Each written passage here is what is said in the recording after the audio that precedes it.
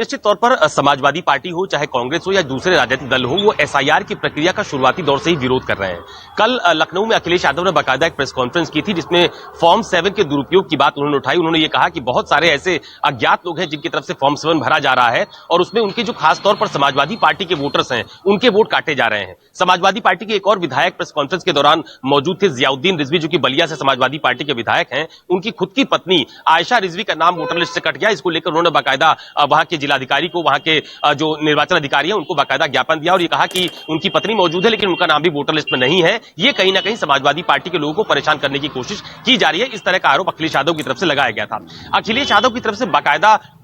एक बहुत बड़ा आप कह सकते हैं मंच दिखाया गया सार्वजनिक तौर पर। ये कहा गया कि न सिर्फ बलिया, अयोध्या, बल्कि ऐसे बहुत सारे जनपद हैं जहां पर जानबूझकर, खासतौर पर जिस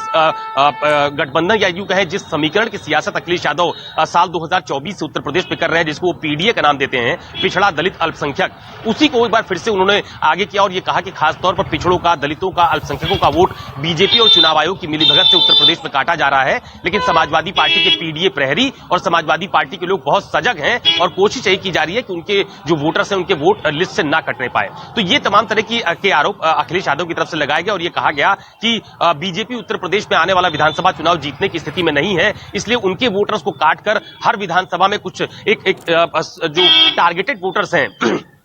उनके वोट काटने की कोशिश बीजेपी की तरफ से की जा रही है, चुनाव आयोग की तरफ से की जा रही है। और दूसरी महत्वपूर्ण बात कल उन्होंने ये भी कही थी कि फॉर्म 7 के लिए सिर्फ बीएलओ को ही अधिकृत किया जाए, वही जिसका नाम काटना है उसका फॉर्म भरे और सबमिट करे, किसी दूसरे राजनीतिक दल को या किसी अज्ञात व्यक्ति की तरफ से नाम ना भरे जाए। कल बहुत सारे ऐसे नाम उन्होंने बताए जो एक ही नाम से बहुत सारे वोटर्स को काटने के लिए जो बीएलओ है उनके सम्मुख रखे गए हैं। तो इस तरह की धांधली का आरोप अखिलेश यादव की तरफ से उठाया गया है। आज दोपहर 2 बजे समाजवादी पार्टी के सभी विधायक चुनाव आयोग में जाकर मुलाकात करने वाले हैं, यानी कि बड़ी संख्या में समाजवादी पार्टी के विधायक होंगे। उनकी जो लीगल सेल के लोग हैं, जो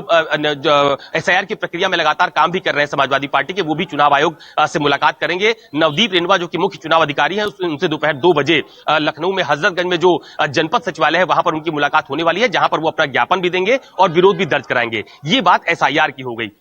दूसरी बात यह भी है कि एसआईआर की प्रक्रिया को लेकर खुद मुख्यमंत्री योगी आदित्यनाथ ने सदन के भीतर यानी कि विधानसभा की कार्रवाई के दौरान यह कहा कि एसआईआर की प्रक्रिया को लेकर भ्रमित करने की कोशिश समाजवादी पार्टी की तरफ से की जा रही है। एसआईआर की प्रक्रिया चुनाव आयोग करवा रहा है, भारतीय जनता पार्टी नहीं करवा रही है। तो एक तरह से पॉलिटिकल रंग देने की कोशिश समाजवादी पार्टी की तरफ से और दूसरे विपक्षी दलों की तरफ से की जा रही है। तो ये एक बड़ा मुद्दा आने वाले दिनों में उत्तर प्रदेश में बनने वाला है, क्योंकि एसआईआर की प्रक्रिया के बाद ही बिहार विधानसभा के जो चुनाव के परिणाम आए वो कहीं ना कहीं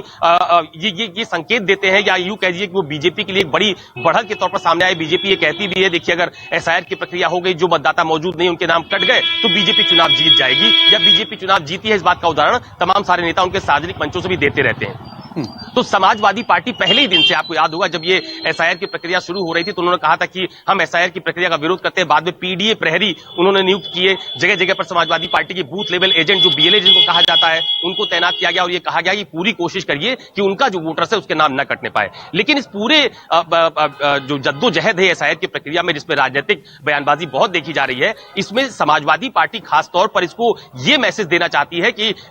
आम मतदाता के जो वोट है वो काटे ही जा रहे हैं, लेकिन जो उनके लिए वोट करते हैं, चाहे वो पिछड़े हो, चाहे वो दलित हो, चाहे वो अल्पसंख्यक हो, जिसका समीकरण वो बताते हैं कि वो समाजवादी पार्टी के पक्ष में रहा है,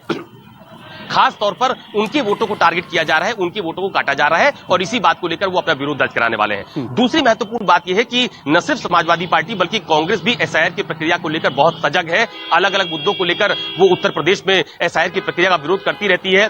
एक अपडेट आपको और दे देता हूं यूपी की राजनीति के लिहाज से। आज राजधानी लखनऊ में अलग अलग पॉलिटिकल मामलों को लेकर, चाहे वो मनरेगा का मामला हो, चाहे वो ग्राम पंचायतों का मामला हो, चाहे वो शंकराचार्य का मामला हो, चाहे वो एसआईआर की प्रक्रिया में गड़बड़ी का मामला हो, ऐसे तमाम सारे मुद्दों को लेकर यूपी कांग्रेस अध्यक्ष अजय राय अपने विधायकों और सांसदों के साथ विधानसभा घेराव का ऐलान कर चुके हैं। सुबह 11 बजे वो कांग्रेस का जो प्रदेश मुख्यालय है जहां पर मैं मौजूद भी हूं, यहां से वो विधानसभा घेराव करने के लिए लेकिन वो प्रदेश मुख्यालय तक कितने नेता वहां पर पहुंच पाएंगे और ये नेता फिर यहां से निकलकर वहां तक पहुंचेंगे, क्योंकि बीती शाम से ही वहां तो धरपकड़ या फिर नजरबंदी का काम शुरू हो चुका है।